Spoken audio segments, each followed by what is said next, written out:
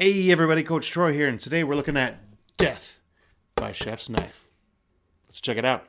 Now this is one of the Murder Mystery Party case files by University Games. They have a series of these, different themes, different murders, and they all pretty much play the same. There's a couple variances in there, but most of it is just going to be a murder that has happened, a bunch of evidence you're going to sift through and try to figure out who had the motive, the means, and the opportunity to commit the murder. So this you can play solo or up to about 5 players. I'd say the sweet spot is 3, and it takes a couple hours to play to get through everything. There is a lot of reading in here, a lot of shuffling through, so it is nice to have other players to help share the reading and writing down notes, and just pretty much to have different perspective. Now in this particular case, we had Chef Lorenzo, who was just about to have a big fundraising event at his restaurant. He's a famous New York chef, but of course, like all famous New York chefs, they have rivalries, right? And different reasons why people might be upset with him and might want to make him go dead skis. So basically what you're going to do is you're going to sift through all the evidence that is provided, and you're going to figure out, just who exactly you think did it. Now, why don't we open up this thing and take a spoiler-free look at what's inside the box. Now, inside this box here, you're going to get a folder filled with all of the evidence, okay? Now, again, this is not revealing anything special. This is just what you get when you open it up. But in there, you're going to get this little synopsis. There's a couple websites here you can go to for helps and hints if you need it, as well as when you think you finished the case, you can check out, see if you got it right. You got your list of suspects, crime scene report, medical examination. There's going to be 8 different suspect interviews, so a big chunk of it is right here. If anyone did it, it was probably the cat, right? And there's going to be a lot of other evidence, including like the layout of the restaurant or magazine articles. And of course, you got different pictures and even a postcard from Rome. You also got a really handy, cool little cheat sheet where you can list your suspects, write their motives, their means, and their opportunities. All on there really help you keep things organized. This file contains a whole lot of crap to go through. So with all that in here, this game is, well, truth be told, this is one of the easier ones we've done. I'm not gonna lie. Difficulty level, a little bit on the easy side. The clues were kind of a little obvious and out there.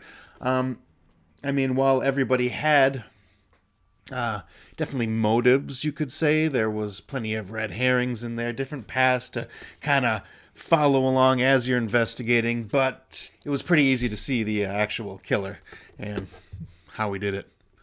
The characters, though, I thought were very well done. I mean, in games like this, I think it's very important to have characters that kind of seem real, and that as you go looking through this evidence, you can kind of see their personalities and how they are, at least, as much as you can with limited information. But I think this game did a really good job of that. I felt like I kind of knew the suspects and their personalities, how they act, how they talked, and just kind of how they thought a little bit.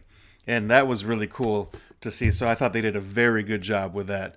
Anytime you do a murder mystery and they don't have quality, in-depth characters, it's no matter how, cool the puzzle is in the end, if the characters aren't good, it's going to be just more of a dry experience. Now, comparing this to other murder mysteries, this one is a lot more straightforward in that when you solve it, that is it. Where others might have stages, like Hunt a Killer always has some kind of lockbox you got to figure out. Once you open up that, you get more information. In the Unsolved case files, there's more envelopes that you'll be opening up as you go and giving you more information that way. This one doesn't do that. It's just straightforward. So just as soon as you get that solution, then you're good. You're done. Solved that case.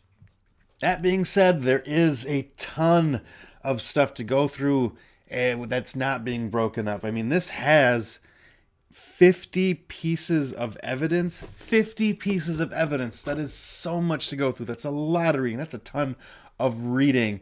You're going to have to really take good notes. Otherwise, it's very easy to kind of get buried under the mountain of information that you're getting.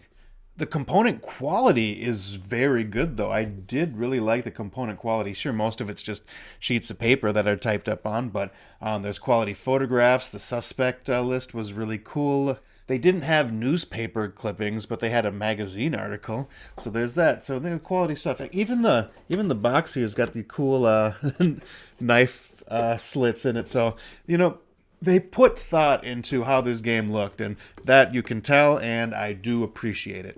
So for the price point of about $25, the three of us, we did have a quality 90 minutes. And of just playing the game and then even more time talking about it afterwards. So you spent at least 2 hours on it, even though, it was a little easy, but we had a good time with it. So there you are. Death by Chef's Knife. I'd say a worthy candidate in the catalog of murder mystery games. You say, it's not going to burn your brain too much, except for maybe all the reading you got to do. But outside of that, if you're a beginner or if you just, if you don't want to worry about too many gimmicks in there and just like going over the evidence at hand, say this is a quality game I think you'll enjoy.